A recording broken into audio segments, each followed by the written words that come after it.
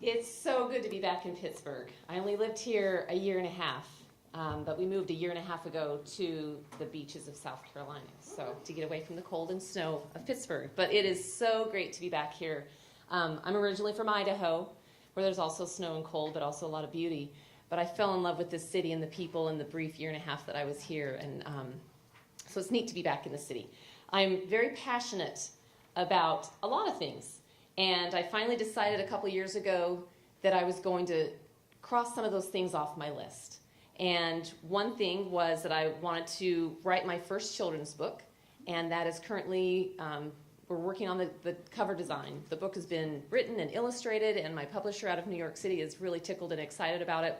So check that off my list, right? I also wanted to hit all 50 states by the time I was 25. Well, I'm 44 now, so that didn't happen. But this summer, for my daughter's 13th birthday, I'm taking her on a Disney cruise, and we're going to go to my 50th state and her 39th. So check that off my list, right? But I'm finally doing things that I've always been nagging me, that I've wanted to do, also living by the beach. So we now are doing that, so check that off my list. Another thing that has always been nagging at me, and this is the year that I'm really going to start doing something bigger about it, is what I'm going to talk about right now. I feel so prompted to do more, and I have sat by for too long, more than about 12 years. I've sat by too long and let unfortunate things happen that I think maybe I could have done more. So that's what I'm going to do, and I'm hoping that we can all partner together to do some big things. Let's see. So it's not the title of a news anchor, an actress, or a model. It's not Rising Star Award winner in my network marketing company. It's not successful founder of Fast Fit Body Sculpting Global. But the title that I'm most proud of is Mom. That means a lot to me because I was not called Mom for so many years. And people actually would think that I chose to not be a mom on purpose and that I was more focused on me and my career. And I'm very happy to always hear my daughter call me Mom, Mom, Mom. She can't say it enough. And that's not a title that everyone wants. So I'm going to talk about something very difficult but absolutely important. And I want you to take back this information to everybody you know. And please share it on social media, hashtag Safe Haven Babies and all of those things. I need your help because it's going to save some lives. And it's going to actually save more than one life. It's not going to just save the life of an unwanted newborn who often gets thrown away in a dumpster, but it's going to save the life of that mom who is generally the person that's involved in that situation. So I'm going to briefly run through 3 really quick stories. The first one, last summer in Myrtle Beach, South Carolina, a mom who also had a 2-year-old child, she gave birth to a baby and allegedly is the one, she even admitted it, that she felt so helpless that she threw her hours-old baby in a garbage bag in that dumpster.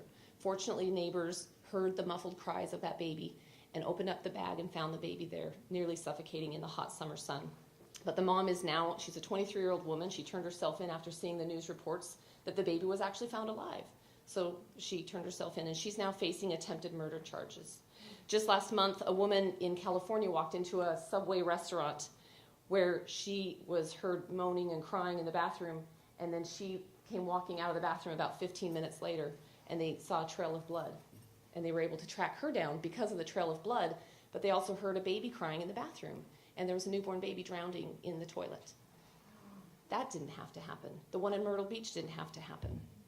And then another one in my home state of Idaho is a really sad story. New Year's Eve, a police officer found this duffel bag, this diaper bag, as he was driving down a quiet little road, and this police officer stopped and picked up the bag thinking it was just someone's lost property. Do I even need to tell you what was inside? So they had a funeral for this little baby. They named her Angel Rose, and that's just a heartbreaking image to see. It doesn't have to happen. If you don't want your baby, there are safe places to take the baby. It is a law in all 50 states, and we need to promote that law more. I don't think that not everyone here understands that you were the reporter that made all this happen. So please, just tell us that. Okay. All right. You gotta tell us. So this is how it started. I was a news reporter, perfect timing. I was a news reporter in Idaho, and in October of 2000, I got a tip from a police officer who said a baby had been found deceased in a dumpster in Idaho Falls, Idaho. So I rushed over to the scene. They're putting up the crime scene tape. This is them taking the body of a newborn out of the dumpster.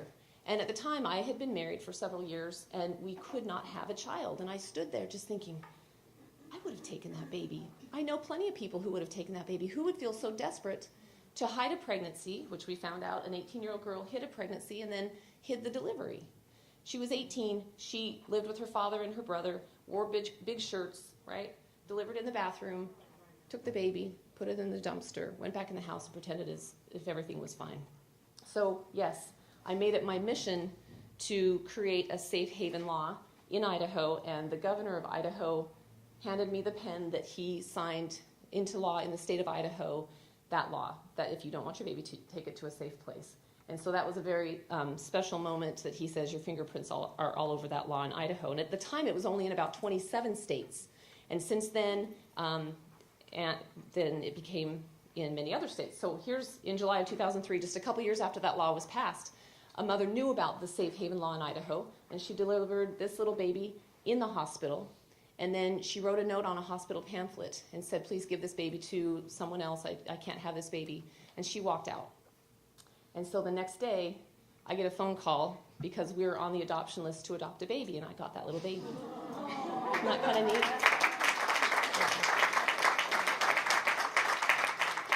So I became a mom in a phone call, and I sent my husband to the store with a list of things, and he was running around the store getting all these things, and people were like, you're filling up 2 carts full of things for babies. When's your baby due? He said, the baby's at the house. So it happened really fast, but it was a really special thing. And then we were her foster parents for 1 year, and then we were able to legally adopt her, and this is on adoption day, just a little bit before she was 1 year old. So she's my little girl. Oprah Winfrey invited me to be on her show to tell that story. If I get this to change. There we go. So more than 25 unwanted newborns have been saved in Idaho since the law was passed. I also helped get the law and lobbied it in other states to have it happen, and now it's in all 50 states. And Oprah called out a few states while we were on the show, and she says Alaska and Nebraska and Hawaii and all that. So it's now everywhere, and I need your help in just promoting the law. It takes just a couple sentences in a post and a discussion at the table, because you don't know who is hiding a pregnancy or feels so desperate. They don't need to face murder charges, and those babies do not need to be abandoned.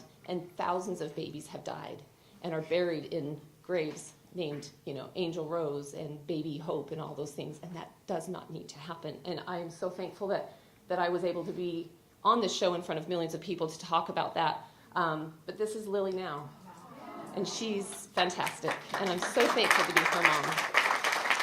So I want to just touch on real quick the things that you need to know. It allows you to safely surrender the baby at places like a hospital, police station, fire station. But the issue is every state is different. It protects those parents. But here's the difference. In Pennsylvania, you can safely surrender your baby at either a hospital or a police department within 28 days of the child being born. But guess what? In neighboring Ohio, you have 3 days. And you can safely surrender the baby at a hospital, EMS provider, or a law enforcement agency. How about we have this be the same in all 50 states? Would that not make sense? Yeah, definitely. What do we So, do? How do we hashtag? How do we make that happen? and I've talked to the National Safe Haven Alliance people, and I think that it can be done. I don't think it's that hard to make this be more of a federal law than currently it's state by state, which we sure appreciate the states doing.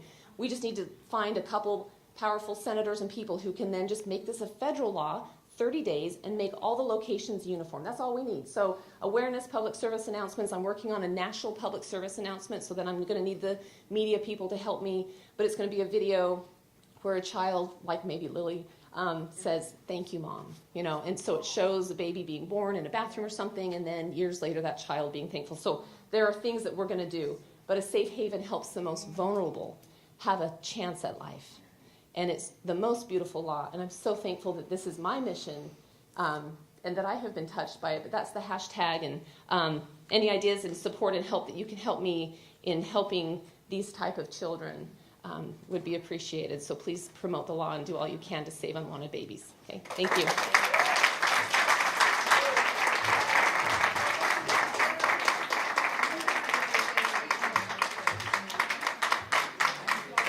Your friend and a sister. You're a true global sister. So we do have the Facebook page, the the Global Sisterhood Common Threads page that has now been open up to everybody. It used to just be the top 100 women that were in the books, but I want you to spearhead a campaign for that so that we can get that, like on one day, like let's get the press going, let's get the hashtags popping, and just make that happen. Let's get that along. Thank you. Okay, honey. Okay. I'm so Thank proud you of so you. much. Thank you. Amazing.